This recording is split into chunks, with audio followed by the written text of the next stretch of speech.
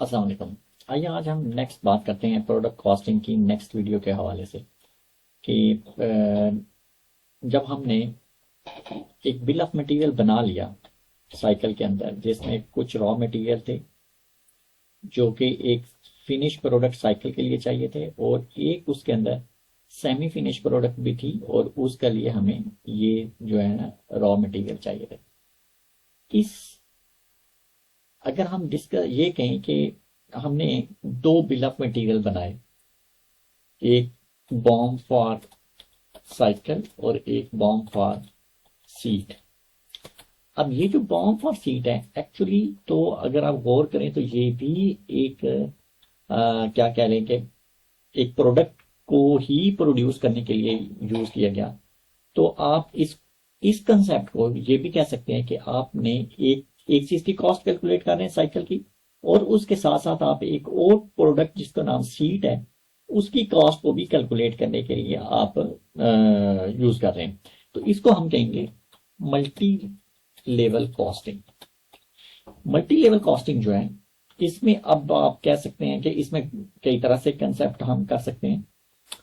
فی الحال for the time being ہم ایک کنسیپٹ کے اوپر بات کرتے ہیں کہ جس میں ہم رن ٹائم پہ مینس کہ ہم پیرالل جب چلائیں گے کاسٹنگ سے اپنا جو سائیکل، تو کاسٹنگ رن جب چلے گا تو اس وقت یہ دونوں کی پیرالل کیلکولیٹ کر لے گا کہ فنش پروڈکٹ کی کیلکولیٹ کرنے کے لیے جو ہے وہ اوور آل کتنی کاسٹ ہے، اور اس کے ساتھ ساتھ وہ یہ بھی کیلکولیٹ کر لے گا کہ فنش پروڈکٹ کے اندر جو آپ کی سیمی فنش پروڈکٹ ہے اس کو اسٹیبلش کرنے کے لیے یا اس کو مینوفیکچر کرنے کے لیے کتنی کاسٹ آپ کی کیلکولیٹ ہوتی ہے.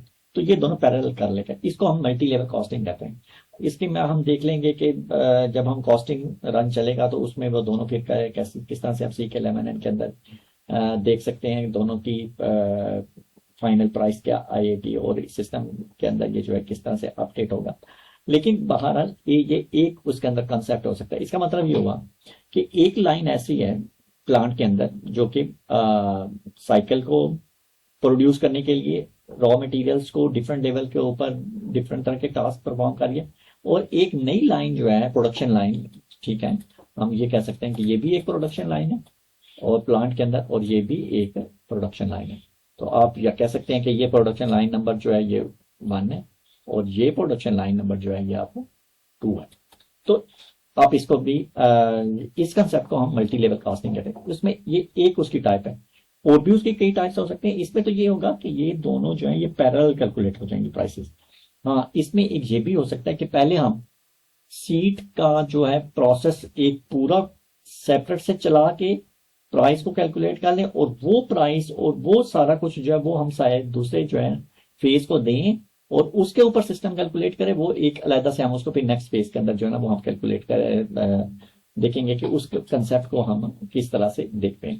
اس کے اندر اگر ہم تھوڑی سی امینڈمنٹ کر لیں، پھر ہم ایک اور بھی چیز کو ہم ڈسکس کریں گے کہ یہ جو ہم نے ایکٹیویٹیز بنائی ہوئی تھی راؤٹنگز کے لیے یا پھر ہم ٹیمپلیٹ ایلوکیشن کرنے کے لیے ایلوکیشن کے، اس میں ہم ایک اور چیز بھی ذرا ایڈ کر لیتے ہیں کہ مشین ہمیں استعمال کرنی ہے، لیبر بھی ہمیں چاہیے پر آورس کے حساب سے، پیکنگ مٹیریلز وغیرہ اس کے اوپر بھی ہمارا کچھ ٹائم لگے گا. ایک ہم اور بھی کر لیتے ہیں، چلیں جی الیکٹریسٹی. اس میں ہم کہتے ہیں کہ اگر وہ پر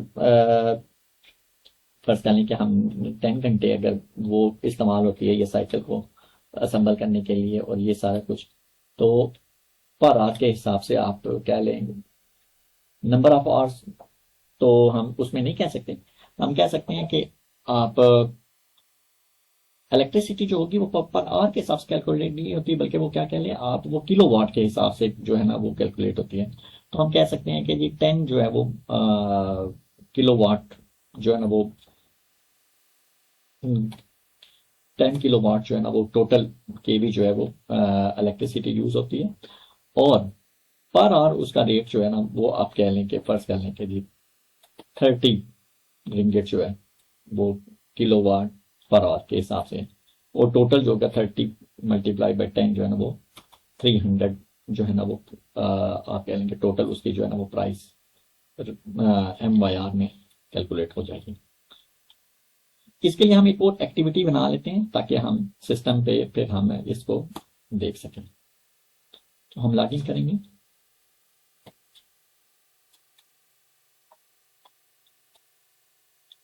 एक्टिविटी बनाने के लिए हमें KL01 में जाना पड़ेगा और पहले जो हमने एक्टिविटी बनाई हुई है वो 4000, 4001, 4002 और अब हम 4003 जो है वो बना लेते हैं और 01011900 इलेक्ट्रिसिटी।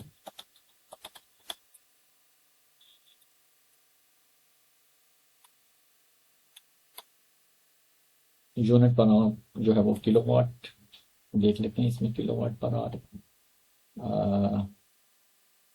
क्या है कि बजाय इसके कि हम ईच लें तो के में देख लेते हैं। के GHIJK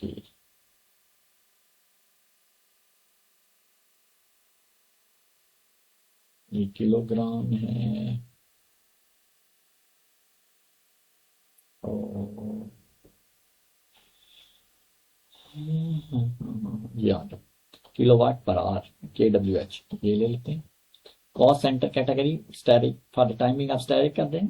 अगर आप बहुत ज्यादा स्पेसिफिक होकर चलना चाहते हैं, आप चाहते हैं कि गलत कॉस्ट सेंटर गलत जगह पे ना जाए, तो फिर आप जो कैटेगरी आप असाइन करेंगे वो ही कैटेगरी आपने कॉस्ट सेंटर मास्टर डाटा के अंदर भी यूज करनी है। ये हम इस चीज के ऊपर पहले बहुत ज्यादा डिटेल से डिस्कस कर चुके हैं। हाँ, एक्टिविटी टाइप के ऊपर मैंने बहुत डिटेल से डिस्कस किया हुआ है। आप इसी जो कॉस्ट सेंटर या कंट्रोलिंग की जो भी मेरी वीडियोस हैं इनमें आप पीछे देख सकते हैं कि मैंने ये जो एक्टिविटी टाइप्स हैं, जो 4 एक्टिविटी टाइप्स हैं और हर एक्टिविटी टाइप के मैंने उसमें भी डिटेल्स के साथ डिस्कस किया है कि इसके क्या है, 2 हिस्से हैं। एक काम में से पहले है और एक काम में से बाद में है। जैसे कि manual entry, manual allocation, indirect determination, indirect allocation, manual entry, indirect allocation और मैनुअल एंट्री नो एलोकेशन। आप डिटेल के साथ अगर देखना चाहते हैं जिसमें मैंने बकायदा इसके एग्जांपल दिए हैं, फिर मैंने इसको प्रोसेस को एग्जीक्यूट करके बताया हुआ है कि कौन सा प्रोसेस अगर हम सेलेक्ट कर लें तो वो कोई क्या है, वो मैं वीडियो में भी नीचे लिंक इसका दे दूंगा, वहां से भी देख सकते हैं। अदरवाइज इसी की ही सीरियल्स की कोई पीछे जाके वीडियोस देख लें, उनमें से आपको ये मिल जाएगा। वैसे फॉर द टाइम बिंग मैं आपको ये बता दूं कि ये जो पहला काम में से पहले जो चीज है, ये सेंडर जो कॉस्ट सेंटर होता है ये उसके लिए है कि उसने जो एक्टिविटीज परफॉर्म करनी है उसकी जो क्वांटिटी है, ठीक है, वो उसको कैसे आपने देनी है। क्या वो खुद से आपने उसको असाइन करनी है या रन टाइम पे सिस्टम जो है वो जो डेस्टिनेशन या टारगेट कॉस्ट सेंटर्स हैं उनसे उनकी जो नंबर ऑफ यूनिट्स जो उन्होंने प्रोड्यूस किए हुए हैं उनसे और प्लस जो लेबर पर आ रहा है उसके साथ वो मल्टीप्लाई वगैरह करके तो आप इसको असाइन कर दें, तो इसको कहेंगे इनडायरेक्ट डिटर्मिनेशन। अगर आप चाहें तो मैनुअल डायरेक्ट ही असाइन कर दें, वो भी इतने लंबे फार्मूले की जरूरत नहीं पड़ती। मैनुअल एलोकेशन से मुराद ये है, या इनडायरेक्ट एलोकेशन या इनडायरेक्ट एलोकेशन जो भी है, या नो एलोकेशन, यानी कि मतलब कि कामे के बाद जो है इसका मतलब ये हुआ कि जो टारगेट कॉस्ट सेंटर्स है उनको जो कॉस्ट असाइन करनी है सोर्स कॉस्ट सेंटर से वो कैसे असाइन करनी है, क्या मैनुअल असाइन करनी है या सिस्टम यानी कि आप कह लें असेसमेंट या डिस्ट्रीब्यूशन के थ्रू असाइन करनी है, या जिस तरह से भी, तो फिर हम करेंगे। फॉर द टाइम बिंग, क्योंकि ये जो प्लानिंग है अभी हम बात कर रहे हैं प्रोडक्ट कॉस्ट प्लानिंग की, यानी कि स्टैंडर्ड कॉस्टिंग की, तो इसके अंदर जो है हम मैनुअल ही करते हैं। हम इसमें क्योंकि हमें सारा पहले से ही प्लान किया हुआ है कि हमें पर और या पर यूनिट या पर वो किस तरह से प्राइस मिलेगी, या पर लीटर या पर केजी, तो वो हमें कोई बहुत ज्यादा इसके अंदर हमें जो है ना ये इनडायरेक्ट डिटर्मिनेशन या इनडायरेक्ट एलोकेशन या मैनुअल एंट्री मैनुअल या इनडायरेक्ट एलोकेशन की जरूरत नहीं है। तो फॉर द टाइमिंग हम मैनुअल एंट्री मैनुअल एलोकेशन ले लेते हैं। और एक्चुअल कॉस्ट एलिमेंट जो है इसके अंदर हमने एक कॉस्ट एलिमेंट हम बना लेते हैं इसका इलेक्ट्रिसिटी का। FS00 में जाएंगे हम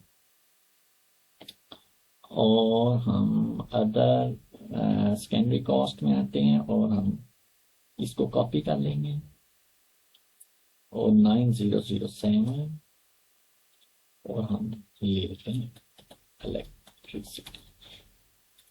ये असल में ये बनाने का कुछ और मकसद है, वरना वो पहले जो 3 थे वो कंट्रोल डाटा में मुझे पता है कि हमने इसको क्या असाइन करना है।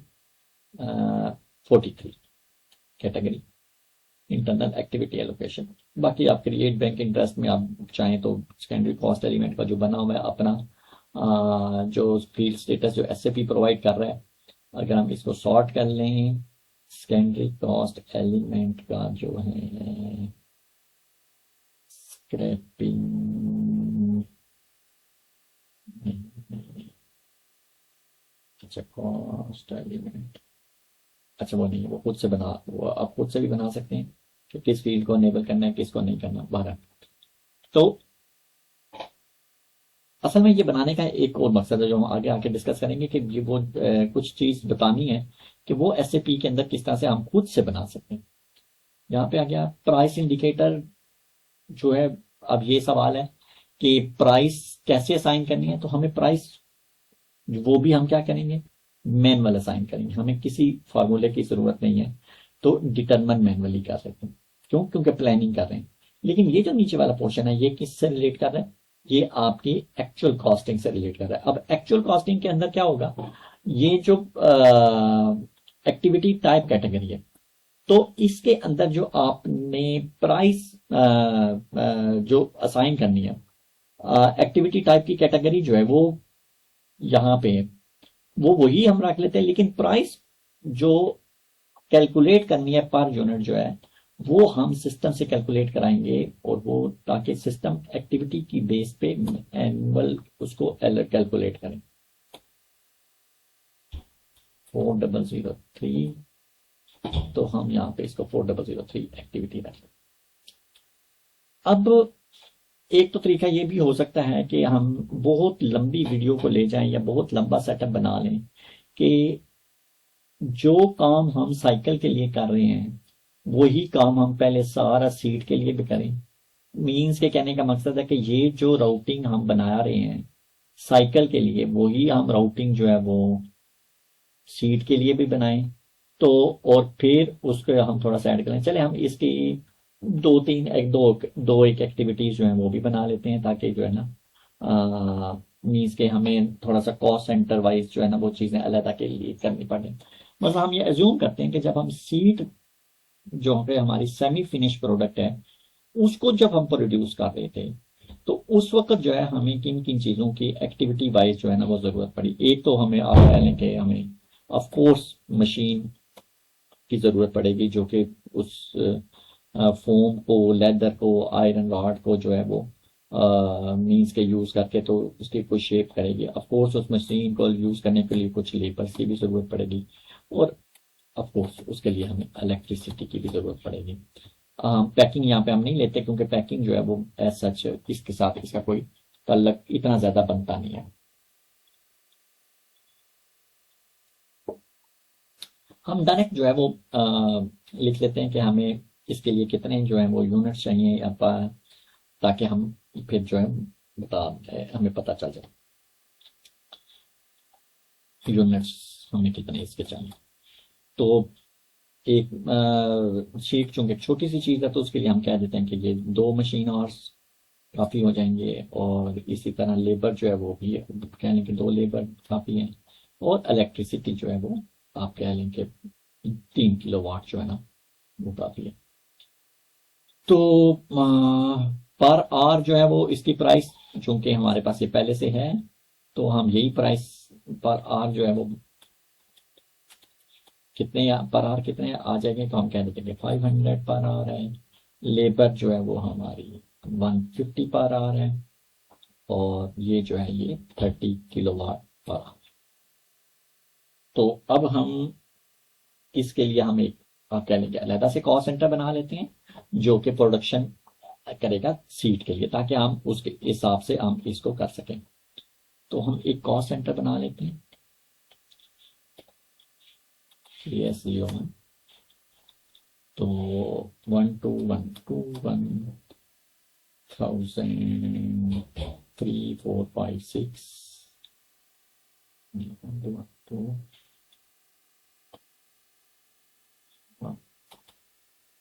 1004।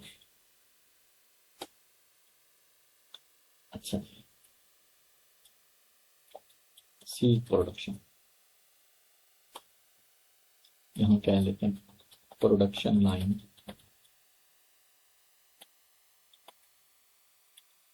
सीड। इसको आप प्रोडक्शन लाइन 2 कह रहे हैं, हमने कहा कि ये एक और नई प्रोडक्शन लाइन है, तो हमने वो बना ली। और हमने कंपनी कोड 1212, आप MYR और जनरल डिपार्टमेंट, नहीं जनरल डिपार्टमेंट नहीं होगा बल्कि प्रोडक्शन डिपार्टमेंट है, तो हम यहाँ पे 2000 ले लेते हैं। और कंपनी कोड ये आ गया, एडमिन, एडमिन नहीं लेंगे बल्कि हम यहाँ पे प्रोडक्शन का डिपार्टमेंट ले लेते हैं।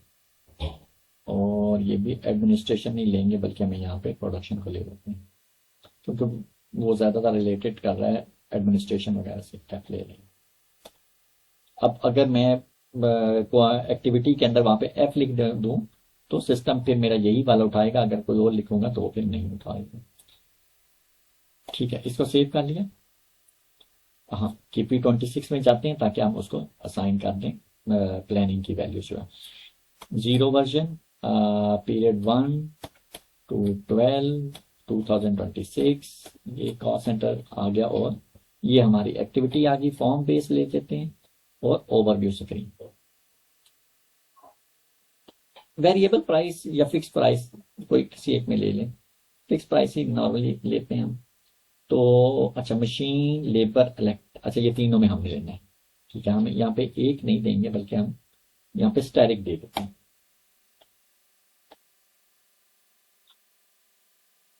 अब 4000, 4001, 4002, 4003 और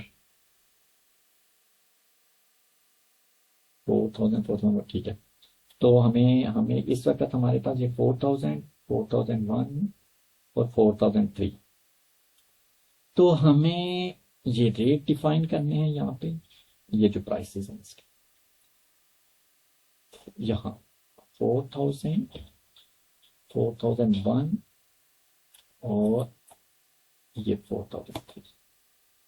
हमें 4002 जो है यानी कि पैकिंग जो है ये वाली, ये हमें थोड़ा सा, हमें इसको सीट के अंदर जो है ना वो हम इसको यहाँ पे थोड़ा सा हाईलाइट कर लेते हैं कि हमने इसको सीट के अंदर यूज नहीं करना, ज्यादा लाइट कलर हो गया,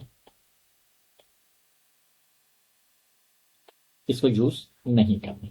ठीक है, अब इसको हम सेव करते हैं। अच्छा, ये भी हम पहले इसको बहुत ज्यादा डिटेल के साथ डिस्कस कर चुके हैं कि जब हमने ये एक्टिविटी टाइप जो अभी हम डिस्कस कर रहे थे कि मैनुअल एंट्री, मैनुअल एलोकेशन, ये हमने सब में 1-1 दी हुई है ये जितनी भी एक्टिविटीज हैं। और अब हमें यहाँ पे प्लान एक्टिविटी डालने की जरूरत नहीं है, क्यों? क्योंकि हम डायरेक्ट जो है वो प्राइस हमारे पास है, हमने प्राइस कैलकुलेट नहीं करवानी तो फिर हमें एक्टिविटी की जरूरत नहीं है। अगर आप चाहें तो एक्टिविटी की बेस के ऊपर प्राइस कैलकुलेट करवा सकते हैं, जिसको हम कहते हैं कि इनडायरेक्ट डिटर्मिनेशन। तो बहरहाल इसको मैं सेव करता हूं, ये हो गया। अब हम आते हैं राउटिंग की तरफ। हमने कहा कि राउटिंग मीन्स के कलेक्शन ऑफ आपकी एक्टिविटीज प्लस एक्टिविटीज के अंदर ये नंबर ऑफ आवर्स। आपको ये पता होना चाहिए कि ये जो पर आवर रेट है ये हम कहाँ पे मेंटेन कर चुके हैं, ये हम पर आवर रेट KP26 के अंदर ऑलरेडी मेंटेन कर चुके हैं। अब सिस्टम ने मल्टीप्लाई करना है नंबर ऑफ यूनिट से कि कितने number of units in activities ने कंज्यूम किए। रेट हमने कहाँ पे डिफाइन कर दिया, KP26 के अंदर। अब हमने ये जो रेट डिफाइन करने, नंबर ऑफ यूनिट्स जो डिफाइन करने हैं, ये एक्टिविटी की जो क्वांटिटी है वो जो डिफाइन करनी है, उसके लिए हमारे पास क्या है, 2 ऑप्शंस है। एक्टिविटी क्वांटिटी जो है,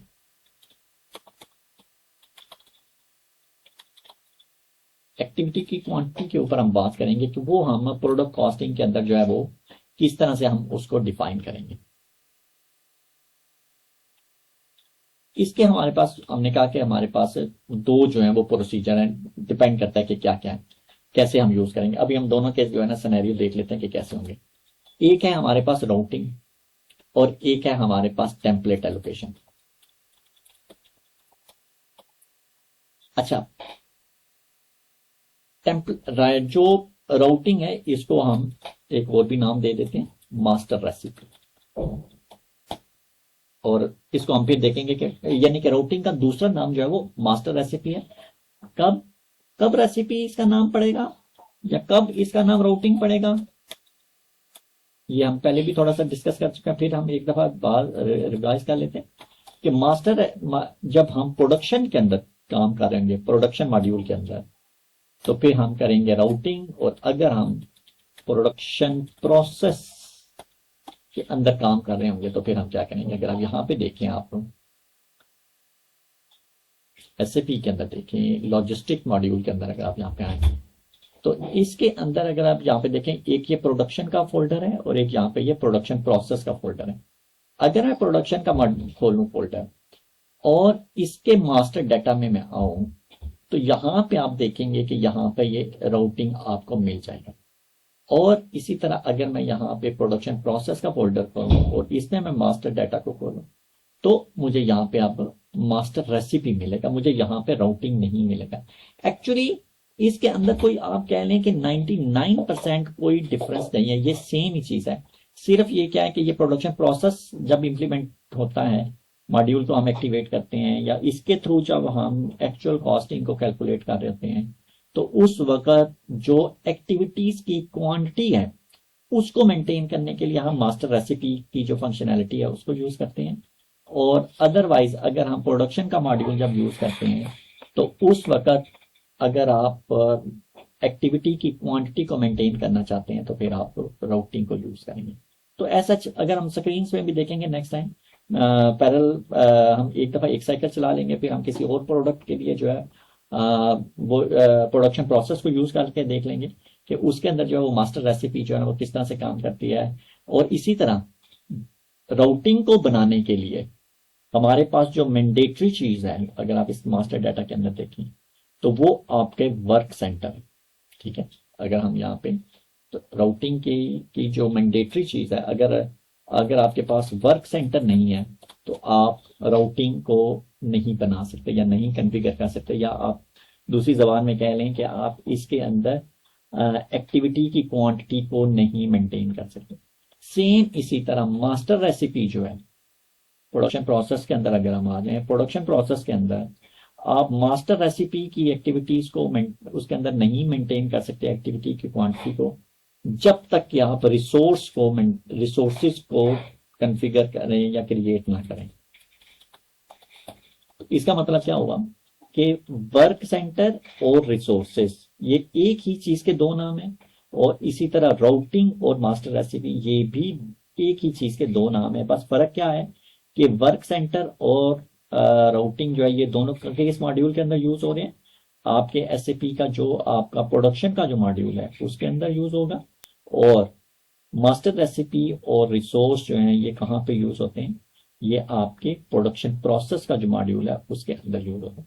تو یہی چیز بس آپ نے اس کو جو ہے وہ یاد رکھنی ہے. تو آپ اس کو کیا ہوگا اس کو یوز کر رہی ہیں. اوکے، اب ہم آتے ہیں کہ ہم ٹیمپلیٹ ایلوکیشن کو کس طرح سے ہم امپلیمنٹ کریں. تو ہمیں کیا معلوم ہوا کہ راؤٹنگ کو کیسے امپلیمنٹ کریں گے. راؤٹنگ کی امپلیمنٹیشن کے لیے ضروری ہے کہ پہلے آپ ایک ورک سینٹر بنائیں. تو ہم دیکھتے ہیں کہ ورک سینٹر کیسے بنے گا.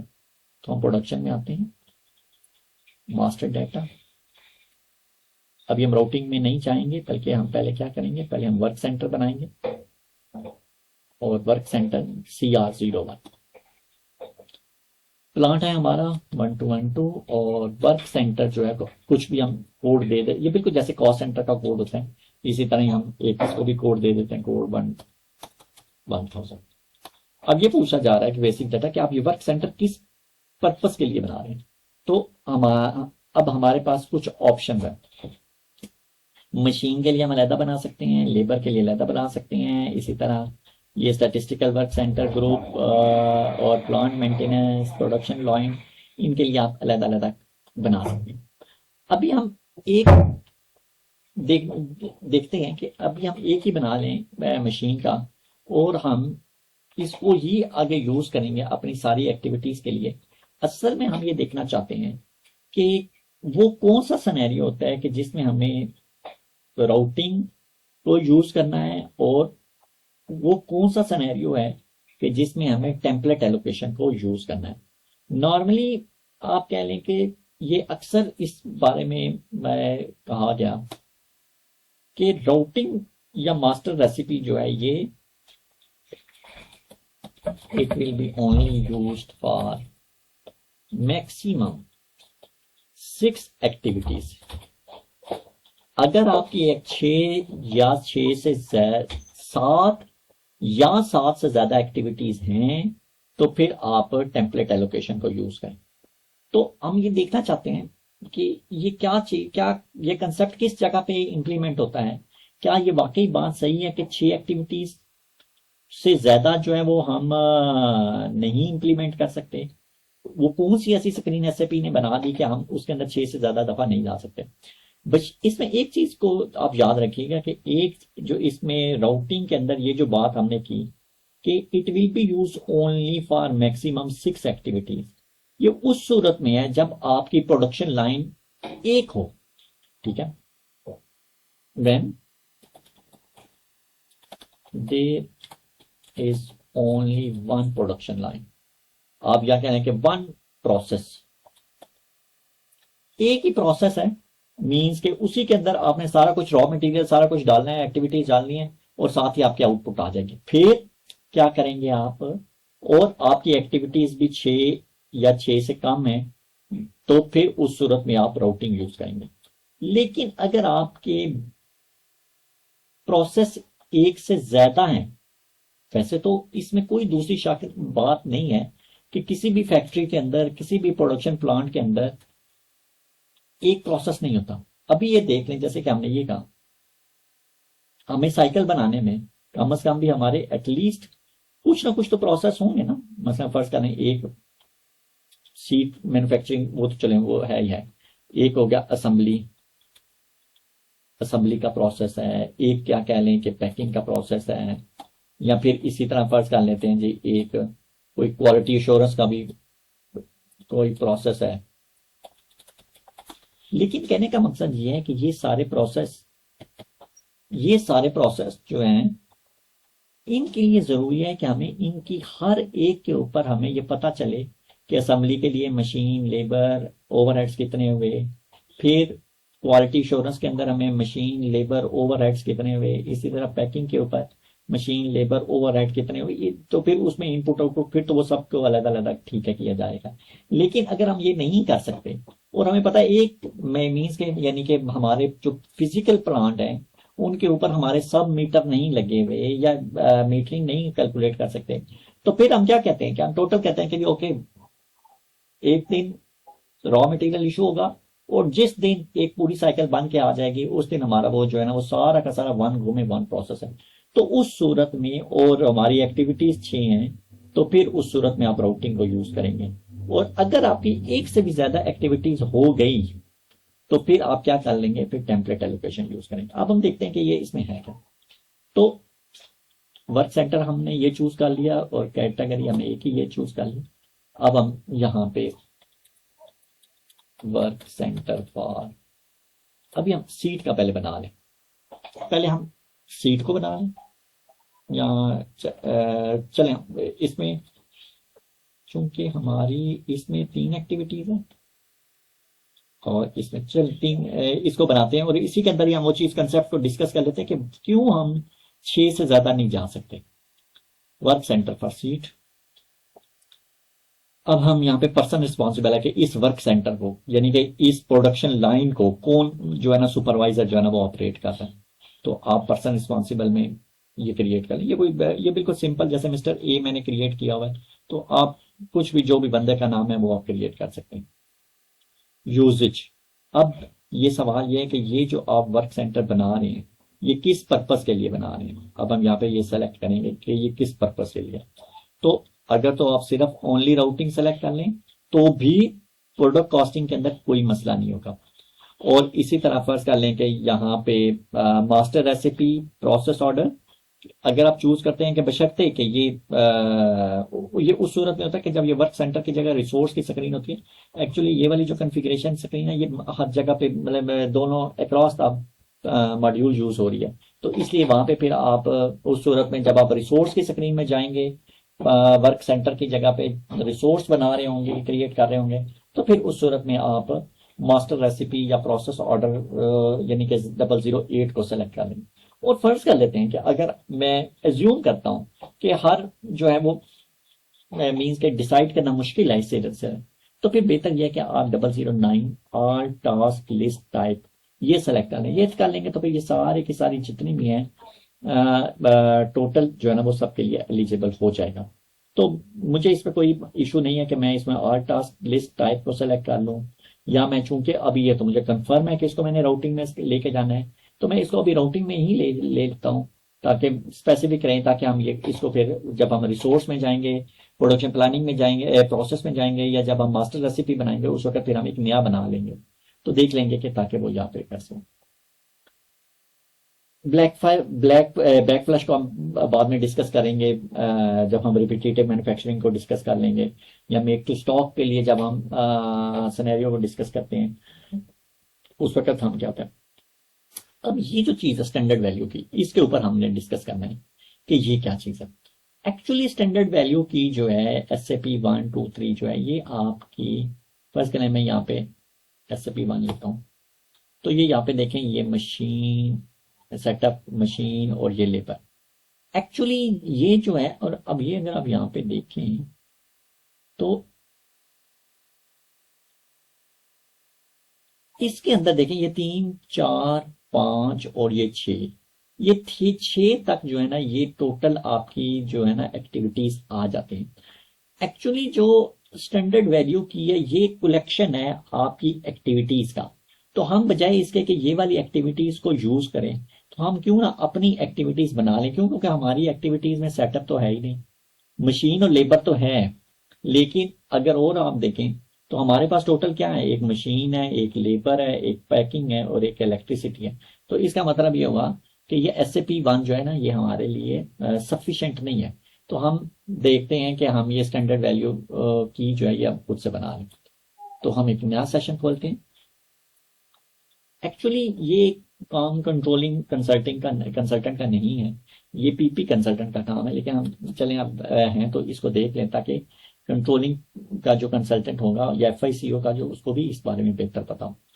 تو ہم جائیں گے پروڈکشن پلاننگ کے اندر یہ پروڈکشن کے اندر.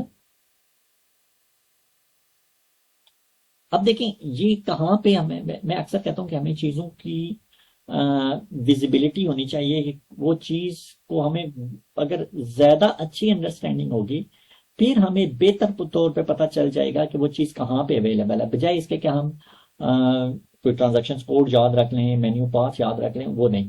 آپ چیزوں کو انڈرسٹینڈ کریں. اب ہمیں یہ جو سیپ اسٹینڈرڈ کی بنا رہے ہیں یہ کس چیز کے اندر ہے یہ ورک سینٹر کے اندر ہمیں یہ چاہیے. تو اس کا مطلب یہ ہوا اور ورک سینٹر کس کا ماسٹر ڈیٹا ہے پروڈکشن کا. تو پروڈکشن کے اندر ہم بیسک ڈیٹا کے اندر اگر ہم آ جائیں اور یہ ورک سینٹر کے اندر چلے جائیں تو ہمیں ہمارا مسئلہ حل ہو جائے گا. ورک سینٹر کے اندر ہاں ورک سینٹر کے اندر نہیں راؤٹنگ کے اندر نہیں ہے. اور اس کے اندر ہم جرنل ڈیٹا کے اندر دیکھ لیتے ہیں. ہاں یہ دیکھیں ڈیفائن اسٹینڈرڈ ویلیو کی اور ڈیفائن پیرامیٹرز. پہلے ہم ذرا ڈیفائن اسٹینڈرڈ ویلیو کی دیکھ لیتے ہیں جو کہ ہم نے یہاں پہ ایس اے پی 1 کے نام سے بنی ہوئی ہے. پہلے ہم اس کا حال دیکھ لیں پھر ہم دیکھتے ہیں کہ ہمیں نئی کی کیسے بنانی ہے. تو یہ دیکھیں یہ ایس اے پی 1 یہ کی ہے جو کہ ابھی ہم نے یہاں پہ نارمل پروڈکشن یہ ہم نے اس کو یوز کر رہے ہیں یہ ہمارا کام کی نہیں ہے. تو اس کو اگر میں ڈبل کلک کروں یا سلیکٹ کر کے ڈیٹیل کا بٹن دباؤں تو اس میں دیکھیں یہاں پہ کیا آ رہا ہے یہ دیکھیں سیٹ اپ مشین لیبر اور پھر 4 5 اور 6 یہ خالی پڑے ہوئے. کہنے کا مقصد یہ ہے کہ ابھی جو میں بات کر رہا تھا کہ یہاں پہ ایکسل کے اندر کہ کب ہم نے راؤٹنگ کو یوز کرنا ہے اور کب ہم نے ٹیمپلیٹ ایلوکیشن کو یوز کرنا ہے، تو میں نے کیا کہا کہ ہم اس وقت یہ یوز کریں گے جب it will be use for maximum 6 activities. تو اگر آپ یہاں پہ دیکھیں تو ایس اے پی نے یہاں پہ آپ کو 6 ہی ایکٹیویٹیز دی ہوئی ہیں. یہاں پہ اس نے 7 8 9 10 نہیں آپ کو آپشن دی ہوئی کہ آپ وہ بنائیں. تو آپ 6 تک بنا سکتے ہیں، 6 سے زیادہ نہیں بنائیں گے.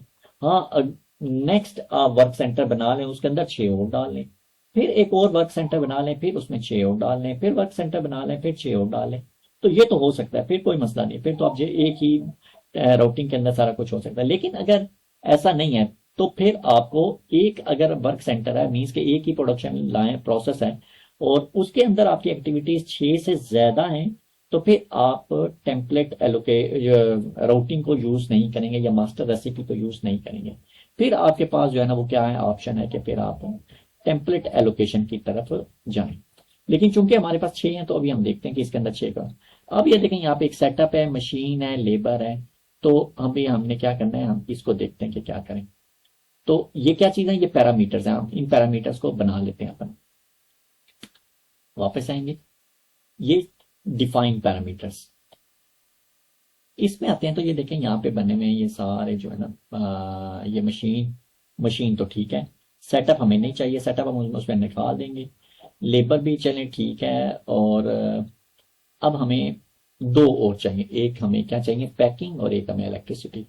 تو ہم لیبر کو ہی کاپی کر لیتے ہیں، سیلیکٹ. اچھا یہ دیکھیں اس کے اندر ہے کیا، چلیے لیبر کو بھی دیکھ لیتے ہیں. چلیے اس کو کاپی کریں گے، وہ ہمیں پتہ چل جائے گا.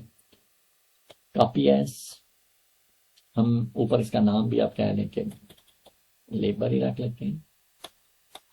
اور یہ ٹائم نہیں یہ تو لیبر ہی ہے. ہمیں چاہیے پیکنگ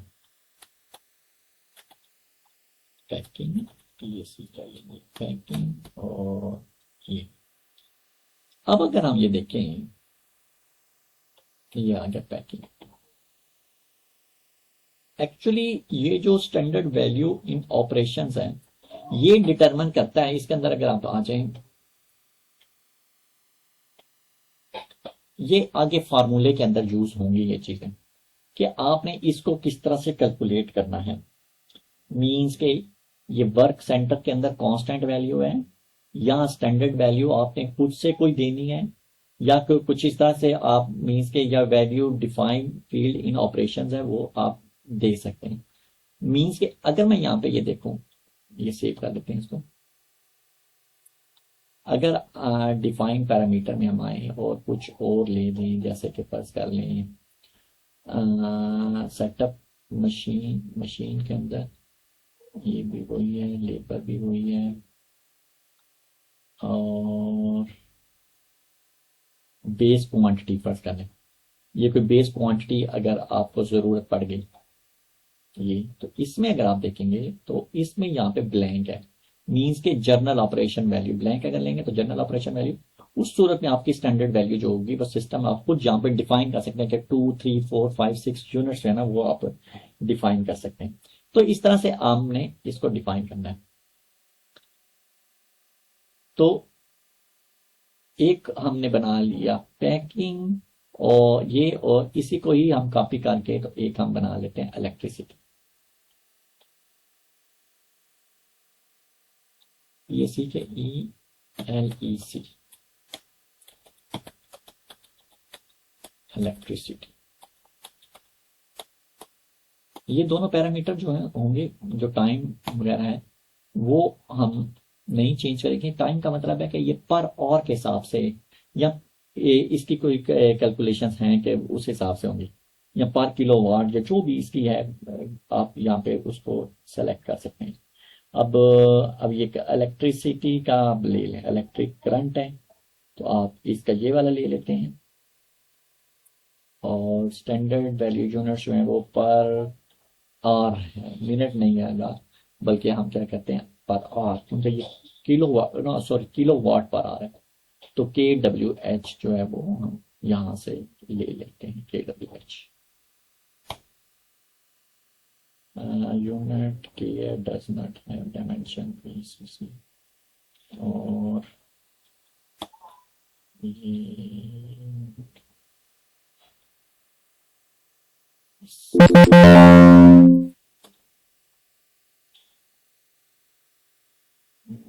इसके लिए इलेक्ट्रिक करंट जो है इसके लिए हमने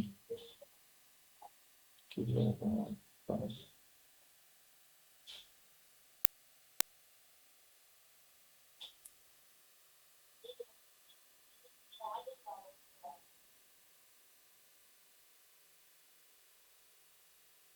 kilogram kilometre square cubic metre kilometre kilowatt per hour kilowatt और kilogram kilowatt hour cubic metre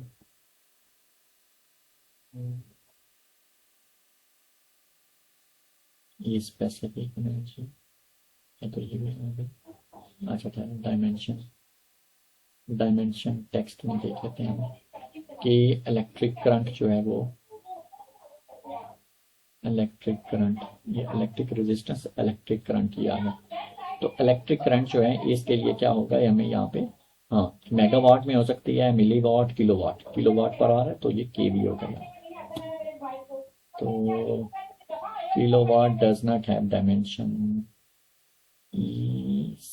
electric current जो है स्टैंडर्ड वैल्यू में दोबारा सॉर्ट करके देखते हैं कि इसके अंदर इलेक्ट्रिक करंट का जो है वो कौन कौन से हैं। एम्पेयर किलो एम्पेयर और मिलीमीटर नैनोमीटर इलेक्ट्रिक करंट ठीक है। और सॉरी ये जो किलोवाट है ये तो इलेक्ट्रिक टेंशन में से था तो हम यहाँ पे ले लेते हैं मिलीमीटर किलो एम्पेयर ये ठीक हो। तो अब यहाँ से उसको मैच कर लें सेव कर लिया। अब हमने ये दो बना लें अब हम इसको फिर उसमें ऐड कर लेते हैं। अब हम इसको कॉपी कर लेते हैं चाहे तो नहीं भी बना लें वो तो कोई नहीं बना लेते हैं ऐसे कॉपी नहीं करते हम बना लेते हैं कि साइकिल स्टैंडर्ड वैल्यू की वैसे अगर आप एक्चुअल इन्वायरमेंट में आप बनाएं तो हमेशा Z001 Z002 और इस तरह से आप बना सकते हैं। तो ये होगी इसको नाम हम रख लेंगे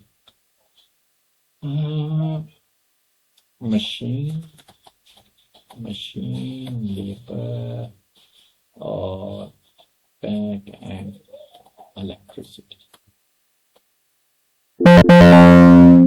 अच्छा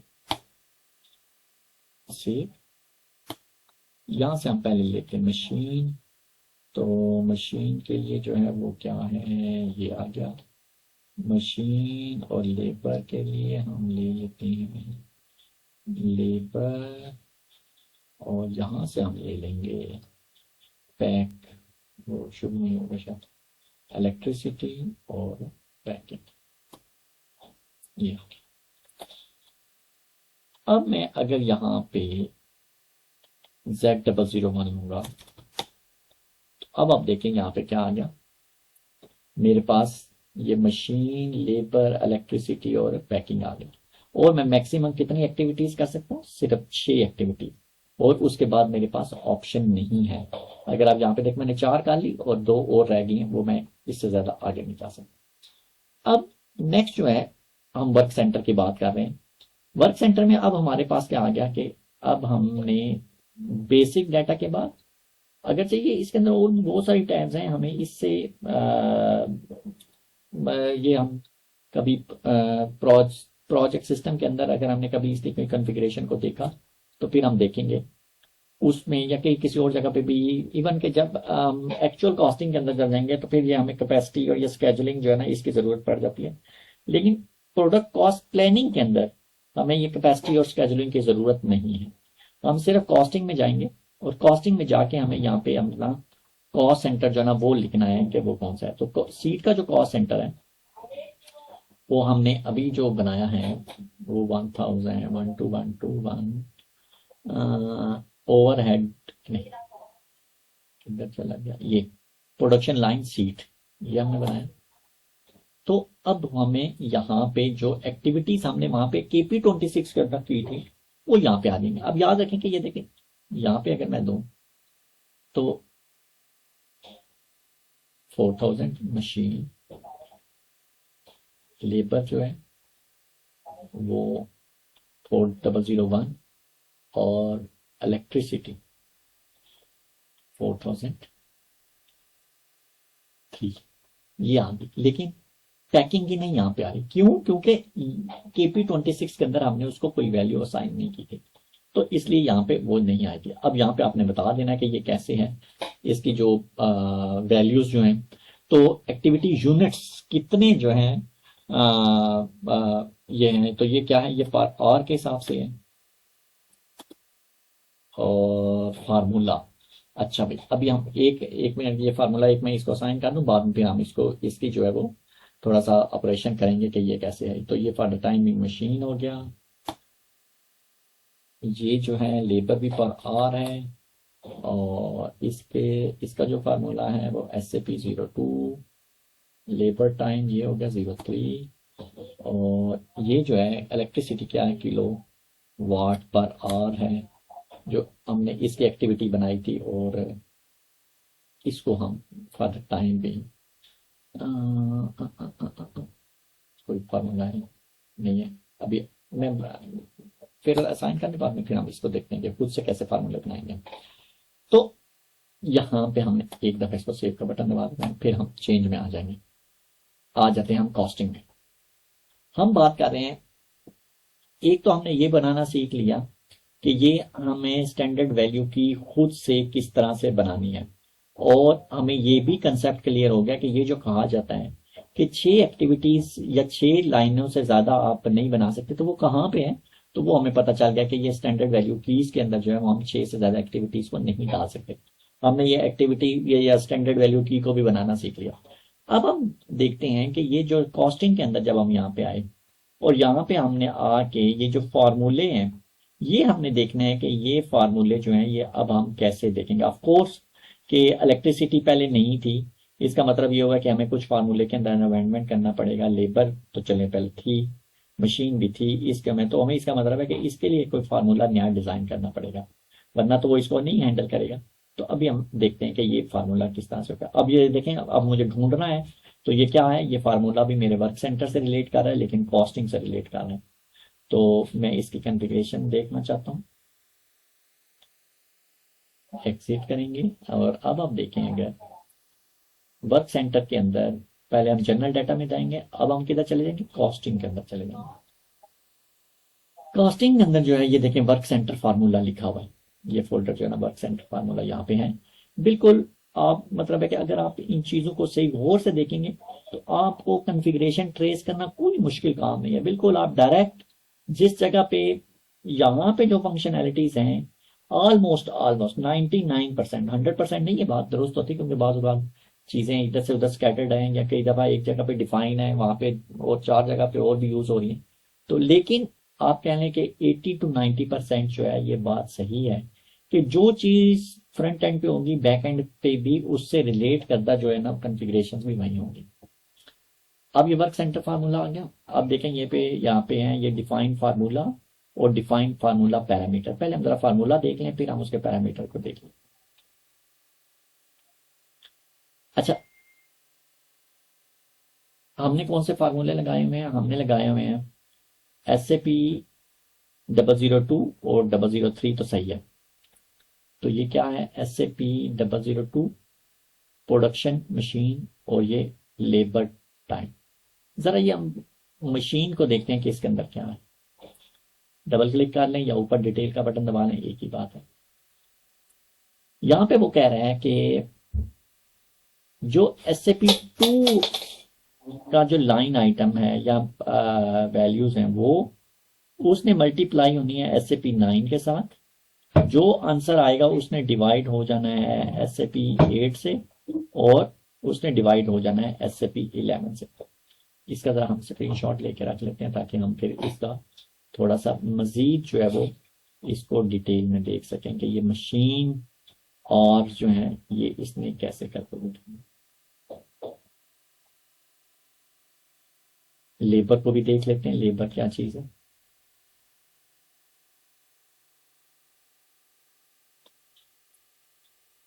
اب ہم دیکھتے ہیں کہ لیبر میں کیا ہے. تو لیبر میں بھی کیا ہے, آلموسٹ وہی ہے. یہ پیچھے سکرین کے جو ہے یہ لیبر ہے اور یہ فرنٹ سکرین شاٹ جو ہے یہ مشین کا ہے. تو ایس اے پی 2 9 8 اور 11 سیم سیم. ذرا ہم دیکھ کے تو آئیں کہ یہ ایس اے پی 9 8 11 یہ ہے کیا چیز. تو ہم آ جاتے ہیں اس کے پیرامیٹرز میں. یہ اس کے پیرامیٹرز ہیں. تو define formula parameters for work centre. اب دیکھیں یہاں پہ فارمولے میں کیا ہے, S A P 02 S A P underscore 02 S A P underscore 09. تو یہ آ گیا, یہ دیکھیں یہ آ گیا S A P 02 S A P underscore 02 اور کیا تھا ایس اے پی انڈرسکور 09 پھر 8 اور 11 S A P underscore 8 S A پی 09 اور ایس اے پی 11 یہ آ گیا. اب ہم دیکھتے ہیں کہ ان کے اندر کیا کیا چیزیں ہیں تاکہ ہمیں فارمولے بنانے میں ہمیں سمجھ آ جائے. ایس اے پی 02 کیا ہے, وہی جو جیسے ہم نے مشین کو دیکھا تھا, یہ مشین کا ماسٹر ڈیٹا ہے. مشین کی جو ایکٹیویٹی ہے اس میں کیا ہے, یہ ٹائم ہے. اس نے کیا فارمولے میں کیا ہے کہ ایس اے پی 02 ملٹیپلائی تو کس سے ہوگا, ایس اے پی 09 کے ساتھ. تو ایس اے پی 09 کیا ہے کہ آپریشنل کوانٹٹی, اس کو ڈبل کلک کریں تو یہ یہاں پہ بنا ہے. مینس کہ آپریشنل کوانٹٹی سے مراد ہے کہ یوزر ان پٹ کرے گا اور اس کے ساتھ ملٹیپلائی ہو جائے گی جو بھی ویلیو ہے. یعنی کہ کے پی 26 سے جو ویلیو آئے گی وہ اس کے ساتھ ملٹیپلائی ہو جائے گی. اب اس نے کہا کہ یا اگر 09 نہ ہو تو پھر 08 ہو جائے یا پھر 011 ہو جائے. یہ سلیش کا مطلب یہ بھی ہے کہ اور تو 08 یہ بھی بیس کوانٹٹی ہے اور اسی طرح 011 جو ہے انڈرسکور 11 سپلٹ آپریشن میں یہ بھی اسٹینڈرڈ ویلیو یہی ہے. ڈسکرپشن اتنی زیادہ امپورٹنٹ نہیں ہے لیکن اصل چیز امپورٹنٹ ہے کہ یہ اوریجن کے اندر کیا ہے. اوریجن کے اندر انہوں نے کہا ہوا ہے کہ جنرل آپریشن ویلیو, یعنی کہ جو آپریشن سے ویلیو آئیں گی آپ نے ان کو جو ہے نا وہ کنسیڈر کرنا ہے. اور اسٹینڈرڈ ویلیو انہوں نے کہا دیا کہ اگر کوئی نہ آئے تو پھر آپ نے اس کو 1 سے ملٹیپلائی کر دینا. اب کوئی بھی ویلیو ہوگی تو اس کو 1 سے ملٹیپلائی کریں گے, آف کورس پھر وہی ویلیو رہے گی. 10 ہے تو 10 ضرب 1 10 ہی ہوتا ہے, اگر 20 ہے تو 20 ضرب 1 20 ہی ہوگا. تو یہ چیز تو انہوں نے اس لیے جہاں پہ آسانی رکھی. باقی اگر کوئی ویلیو ہوگی کے پی 26 یا کہیں سے بھی ویلیو آنی ہے, اسٹینڈرڈ سے آنی ہے یا پلان سے آنی ہے, تو اس کے ساتھ ملٹیپلائی ہو جائے گی. اس کا مطلب یہ ہوا کہ ہمیں جو الیکٹریسٹی کے لیے فارمولا بنانا ہے یہاں پہ وہ ایس اے پی 003 نہیں ہوگا. ٹھیک ہے, پھر ہم کیا کریں, تو ہم ایسے کرتے ہیں کہ ہم یہ مشین والا جو ہے یا لیبر والا کوئی ایک جو ہے اس کو ہم کاپی کر لیتے ہیں. یہاں پہ نہیں کریں گے کیونکہ یہاں پہ تو نہیں ہوگا, نہیں یہاں پہ نہیں, فارمولے کے اندر جاتے ہیں. ڈیفائن فارمولا اور لیبر کا فارمولا ہم لے لیتے ہیں اور کاپی ایس, اور یہاں پہ ہم یہ لکھ لیتے ہیں الیکٹرک پروڈکشن, اور یہاں پہ ہم دے دیتے ہیں الیکٹریسٹی.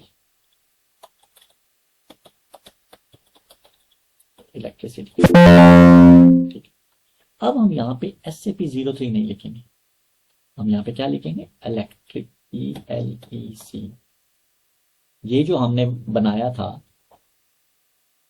یعنی کہ اگر آپ کو یاد ہو کہ ابھی ہم یہ جو ڈیفائن فارمولا میں اگر ہم آ جائیں تو یہاں پہ آپ دیکھیں یہ ہم نے بنایا نا ELEC. تو یہ جو ہے ELEC کو ہم نے ملٹیپلائی کرنا ہے کوانٹٹی کے ساتھ. اسی طرح پیکنگ کا بھی ابھی ایک فارمولا بنا لیتے ہیں تاکہ جب ہم وہاں پیکنگ کو یوز کریں تو پھر ہمیں وہاں پہ اس کی بھی آسانی ہو جائے، تو ہم یہ لگے ہاتھوں پیکنگ کا بھی ایک فارمولا بنا لیتے ہیں. تو یہ الیکٹرک کا ہو گیا، اور اس کو کاپی کیا، کاپی ایز، اور یہاں پہ ہم پی اے سی کے کر دیتے ہیں، پی اے سی کے، سوری اوپر بھی چینج کرنا ہے، پی اے سی کے آئی، اور ڈسکرپشن بھی چینج کر دیں. پروڈکشن کرنا ہے یہ ویسے کر دیں گے، پیکنگ اور کیلکولیشن.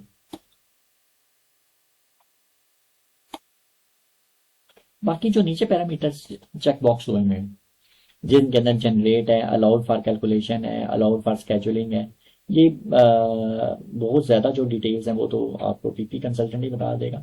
لیکن آف کورس جب وہ مشین لیبر کے لیے یہ ٹک ہوئے ہیں تو ہماری بھی جو کیلکولیشن ہے وہ بھی اسی طرح کی ہیں، تو وہ میرا نہیں خیال کہ ہمیں کوئی اس کے اندر جو ہے نا وہ زیادہ امینڈمنٹ کرنے کی ضرورت ہے، تو ہم اس کو نہیں چھیڑتے. تو اب ہم یہاں پہ آ جاتے ہیں. تو ہمیں اب لیبر کا تو چلیں ٹھیک ہے، تو ہم الیکٹریسٹی کا جو ہم نے فارمولا بھی ایک بنا لیا، یہ والا نکال. تو میرا خیال ہے کہ یہ کوئی اس میں اتنی زیادہ مشکل نہیں ہے.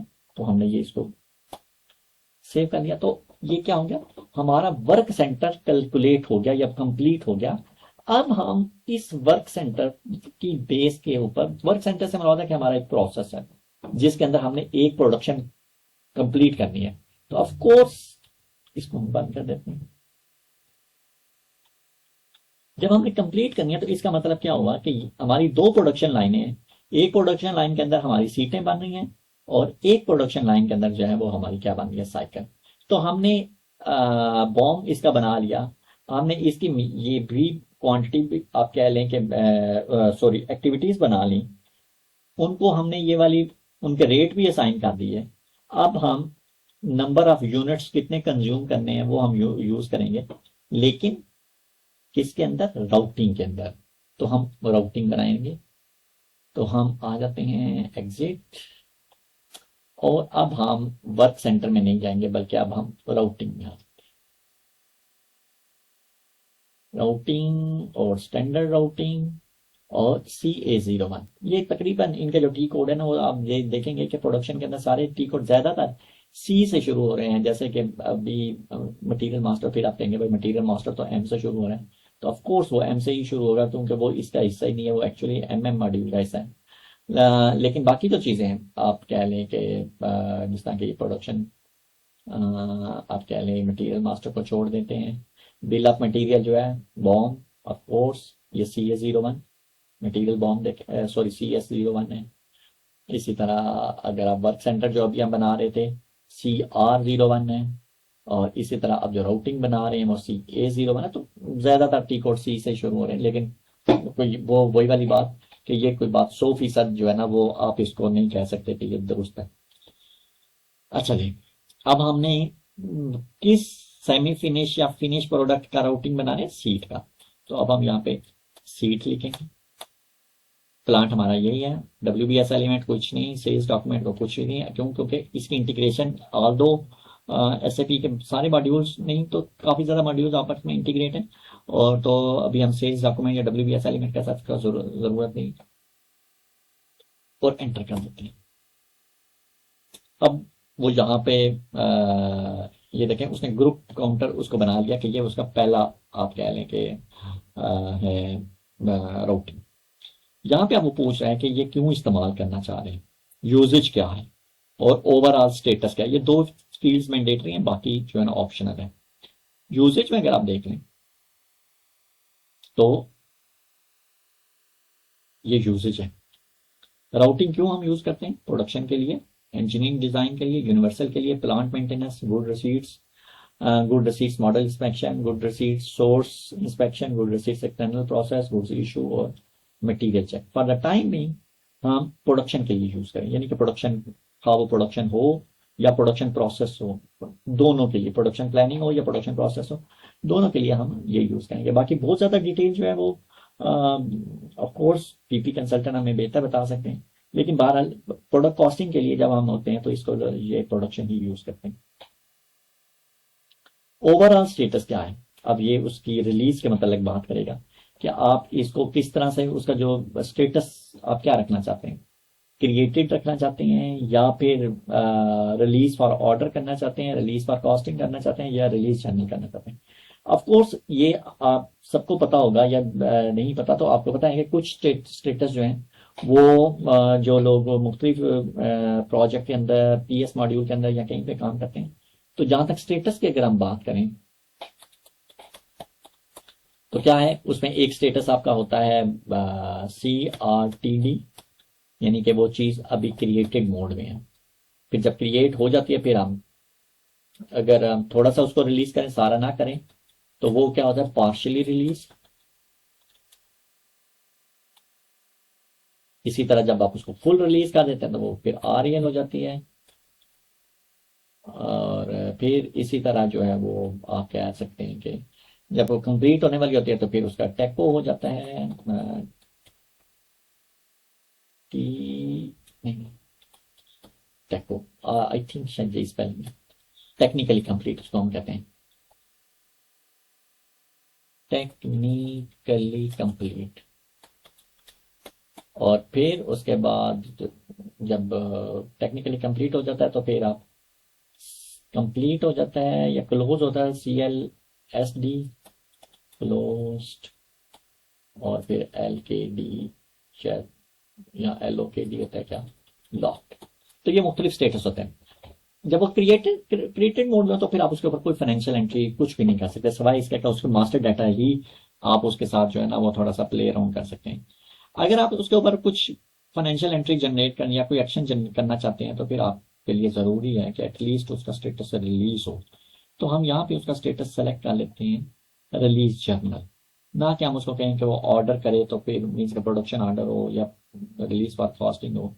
क्योंकि अगर हम इसको रिलीज फॉर कॉस्टिंग करेंगे तो कॉस्टिंग के लिए तो ठीक है, लेकिन फिर जब आप प्लानिंग वो एक्चुअल कॉस्टिंग के लिए जाएंगे तो फिर उसमें इशू आ जाए। वो जब आप ऑर्डर करेंगे, प्रोडक्शन ऑर्डर भी तो हमने इसके बाद चलाना है ना एक्चुअल कॉस्ट कैलकुलेट करने के लिए, हाँ, तो उस वक्त इशू होगा। तो बेहतर है कि रिलीज जर्नल कर लेते हैं।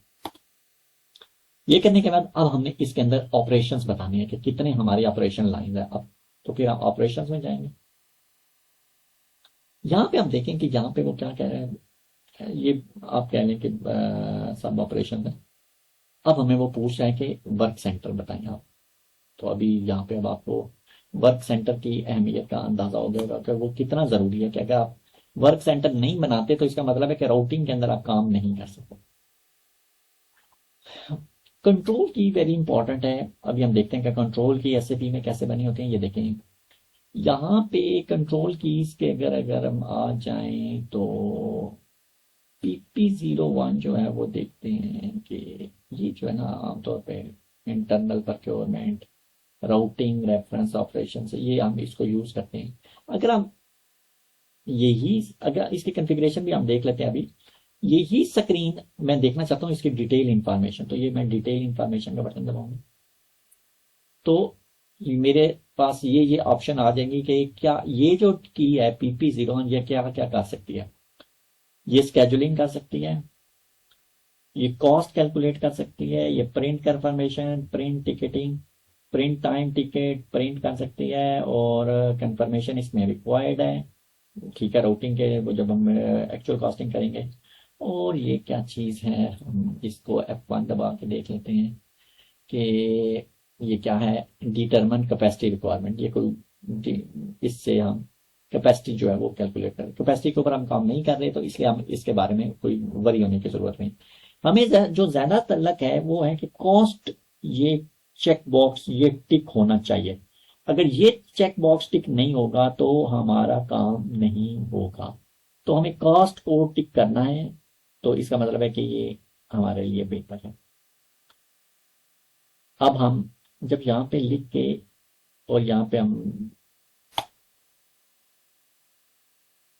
हम कुछ डिस्क्रिप्शंस लिख देते हैं कि आप कह लें कि कौन सा है, सीड असेंबलिंग प्रोसेस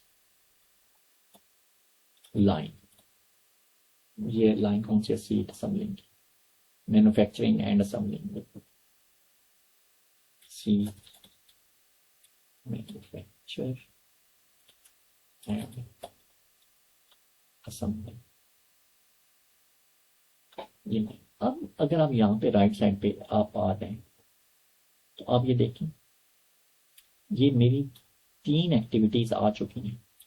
ایک ایکٹیویٹی میری یہ مشین کی ہے، ایک میری یہ لیبر کی ہے، ایک یہ میری الیکٹریسٹی کی ہے. تو یہ میری 3 ایکٹیویٹیز جو ہے نا یہاں پہ آ گیا. اب مجھے یہاں پہ ان کے نمبر آف یونٹس بتانے ہیں. تو مشین کی جو ایکٹیویٹی ہے اس کے لیے مجھے 2 گھنٹے لگیں گے. لیبر کے لیے مجھے کیا لگیں گے؟ 2 گھنٹے، اور الیکٹریسٹی کے 3 گھنٹے. 2 اور الیکٹریسٹی کے 3. سو یہاں پہ ہمیں وہ ساتھ بتانا ہے کہ کیا ہے. تو یہ ایچ آر ہے، یہ ایچ آر ہے، اور یہ کلو what per are. Inter unit of dimension electricity کی بھی تو نہیں تھا، کلو what per inter unit per dimension electricity اور the standard value electricity. Okay وہ میرے خیال سے جو ہم نے ادھر بتائی تھی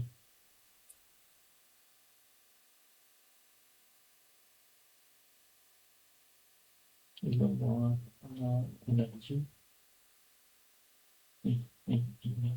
اس کو ہم ڈائمینشن کو شارٹ کرتے ہیں، پھر ہمیں صحیح پتہ چل جائے گا ادھر ہم نے کیا سائن کیا تھا. الیکٹرک کرنٹ نہیں کیا تھا شاید.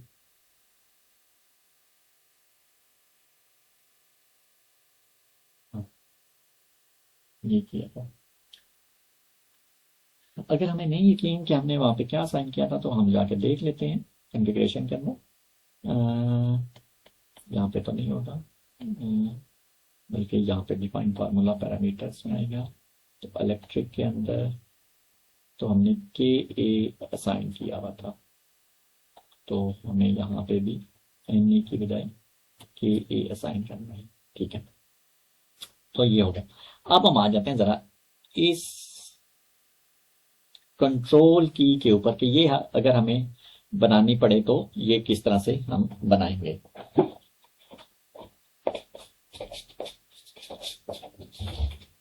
ابھی میرے لیپ ٹاپ کا چارجر لے کے آؤ.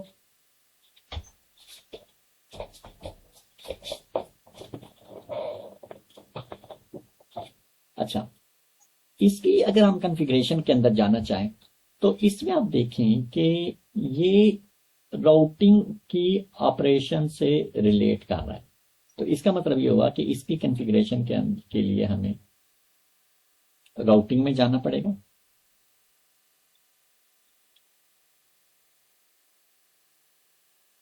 ابھی ہم ورک سینٹر میں تھے تو ہم یہاں پہ راؤٹنگ میں آتے ہیں اور کنٹرول ڈیٹا میں آتے ہیں. اور کنٹرول ڈیٹا کے اندر یہاں پہ ہم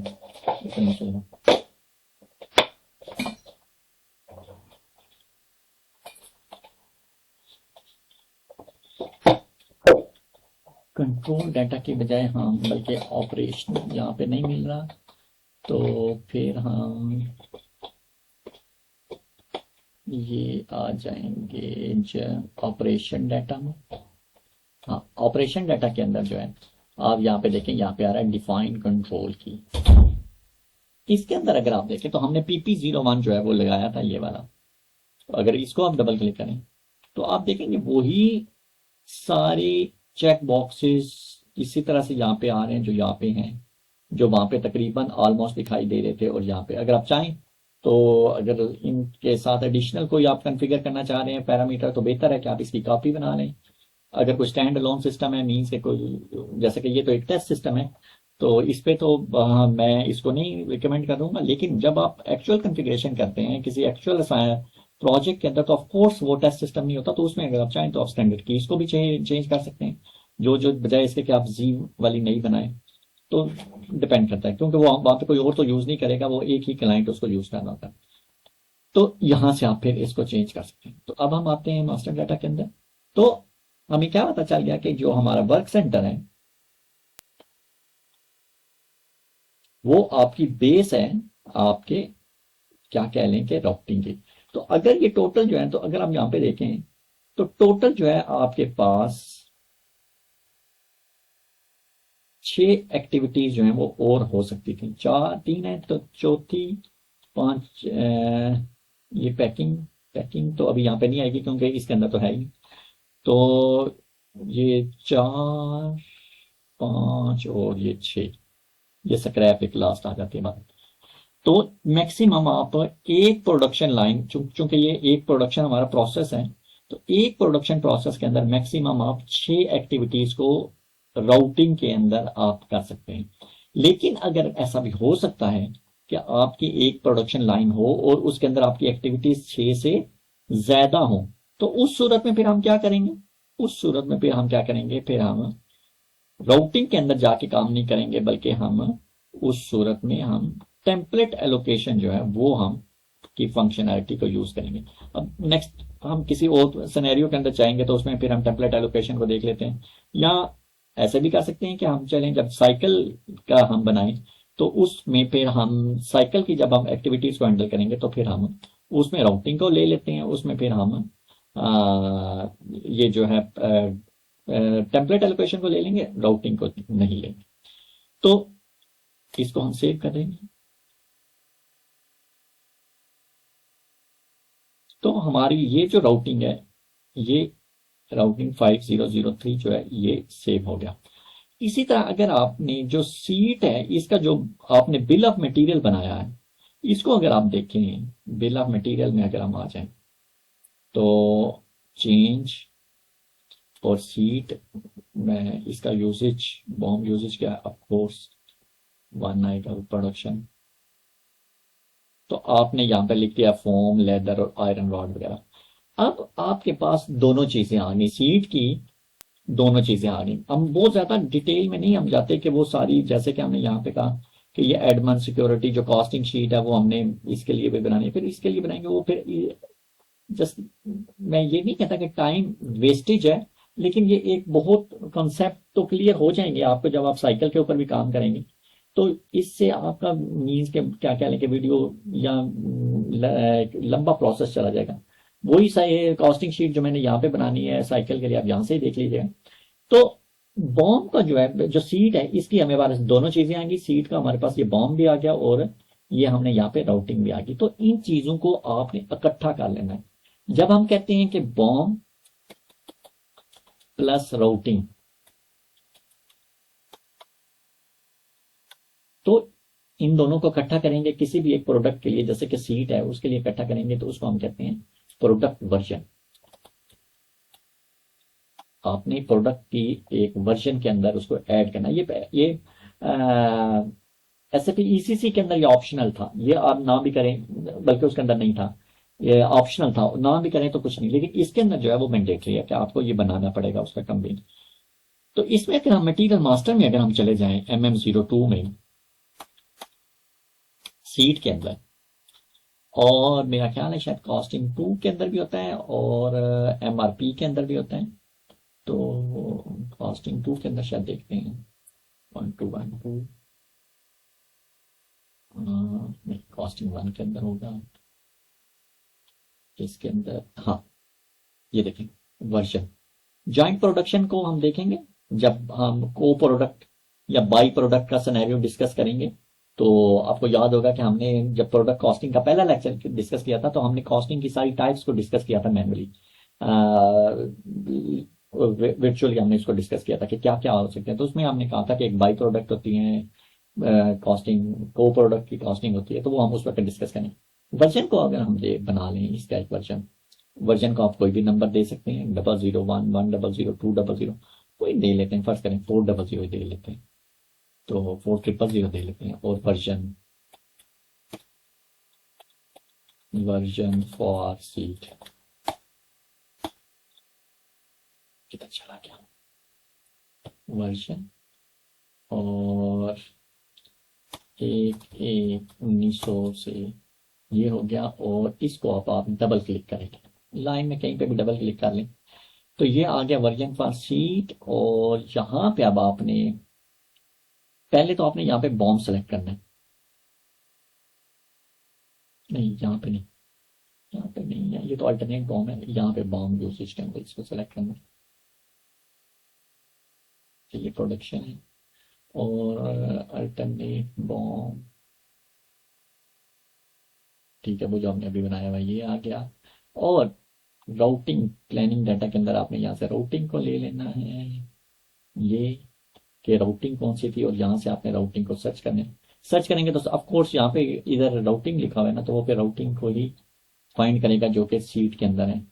تو یہ دیکھیں، یہ راؤٹنگ جو بنے ہوئے ہیں، یہ ووڈ کے لیے بنا ہوا تھا، کسی نے بنایا یا میں نہیں بنایا ہوگا، یہ کاسٹنگ کے لیے بنا. تو یہ سیٹ کے لیے ابھی ہم نے یہ بنایا، یہ آ گیا. اور آپ اس کو یہ چیک کا اب یہ دیکھیں یہاں پہ یہ یلو سائن آ رہا ہے، وارننگ چیک اسٹیٹس. ابھی یہ وارننگ میں آ رہا ہے، ابھی یہ گرین نہیں ہے، ہمیں گرین چاہیے. تو یہ ہم اوپر چیک کا بٹن دبائیں گے. وہ کہہ رہے ہیں کہ data production version does not match alternative boom. Okay, continue کر. راؤٹنگ از ناٹ ویلڈ 1/1900 سے. تو وہ کہہ رہے ہیں کہ routing is not valid for the entire. Okay, یہ ہو گیا. اب اگر ہم یہاں پہ دیکھیں، وہ جو اس نے ڈیٹ کی وارننگ دی ہوئی ہے، وہ کہہ رہا ہے، میں نے تو کہہ دیا کہ 1/19 ہونے سے ہونا چاہیے یہ سارا کچھ، لیکن وہ کہہ رہا ہے کہ یہ جو ہے آپ کا راؤٹنگ 8/8 آج کی ڈیٹ سے، اور جو بوم ہے وہ 29 جولائی 2026 سے. تو اس کا مطلب یہ ہوا کہ کینسل، اس کو ہم کر دیتے ہیں کینسل. تو اس کا مطلب ہے کہ یہ ہمیں اس نے کہہ دیا کہ یہ بات ٹھیک نہیں ہے. اب دو چیزیں ہو سکتی ہیں، پہلے ہم ان کی ڈیٹ چینج کر دیں، ٹھیک ہے، تاکہ یہ اس ورژن کے اندر جو ہے نا وہ آ جائے. تو ہم کینسل کرتے ہیں اس کو، اور ٹھیک ہے، ذرا ہم دیکھیں تو صحیح. اس کو ہم ایگزٹ کر دیں گے، نو سیو. اور مٹیریل بوم جو ہے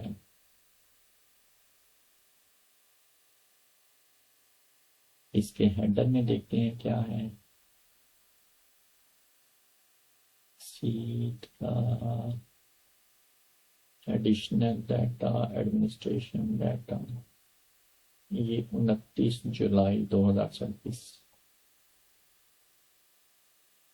اب مسئلہ یہ ہے کہ ایک بہت پہلے ہم نے ایک چیز کو بنایا، ایک آج کو بنا دیا. تو چلیں ہم ورژن کے اندر آج کی ڈیٹ ڈال دیتے ہیں کہ وہ اس پہ کیا کرتا ہے. میرا خیال ہے پھر وہ کر لے گا. MM02 سیٹ اور ڈی سلیکٹ کاسٹنگ 1، یہ ہو گیا. اور ورژن 4000، اور آج کی ڈیٹ 8 اور 31/12/99. ڈبل کلک کرنا چاہیے تھا، ڈبل کلک. یہاں سے ہم نے راؤٹنگ لے لی، یہاں سے ہم نے یہ لے لیا، ادھر ہم نے 1 لے لیا. یہ ہو گیا چیک کا ڈیفالٹ فارم. اچھا جی، اب ہم دیکھتے ہیں کہ چیک کرے کیا کہتے ہیں. تو اب اس نے اس کو ایگزسٹ کر دیا، کہہ رہے ہیں کہ یہ ایگزسٹ کر رہا ہے، لیکن اس کے اوپر کیا ہو گیا، راؤٹنگ. یہ تو ٹھیک ہے،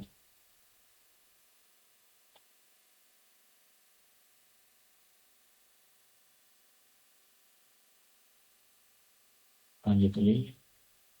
اچھا وہ کاؤنٹر، سوری کاؤنٹر 1 نہیں آ رہا، ٹھیک ہے. آپ چیک کرتے ہیں. اوکے، اب یہ دونوں ٹھیک ہو گئے. او سوری. تو اب دیکھیں اسٹیٹس میں دونوں گرین آ گئے. اس کا مطلب ہوا کہ یہ دونوں چیزیں راؤٹنگ اور بوم جو ہے وہ آپ کا اس ورژن کے اندر آپ کی اس سیمی فنش پروڈکٹ کے اگینسٹ سیو ہو گئے.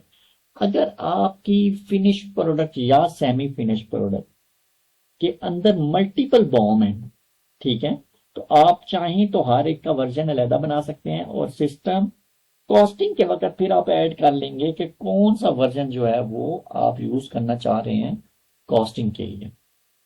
اس کو ہم نے سیو کر دیا. تو یہاں تک ہو گیا. اب نیکسٹ جو ہے وہ ہم ڈسکس کریں گے سائیکل کے لیے، کہ سائیکل کے لیے جو ہے وہ ہم نے راؤٹنگ کو کرنا ہے یا پھر ہم نے ٹیمپلیٹ ایلوکیشن کو کرنا ہے. آف کورس ٹیمپلیٹ ایلوکیشن کو کریں گے، لیکن اب ہم اس سے نیکسٹ لیکچر میں کریں گے. تو ابھی تک کے لیے اتنا ہی. نیکسٹ پھر انشاءاللہ اگلے لیکچر میں ملتے ہیں انشاءاللہ. اللہ حافظ.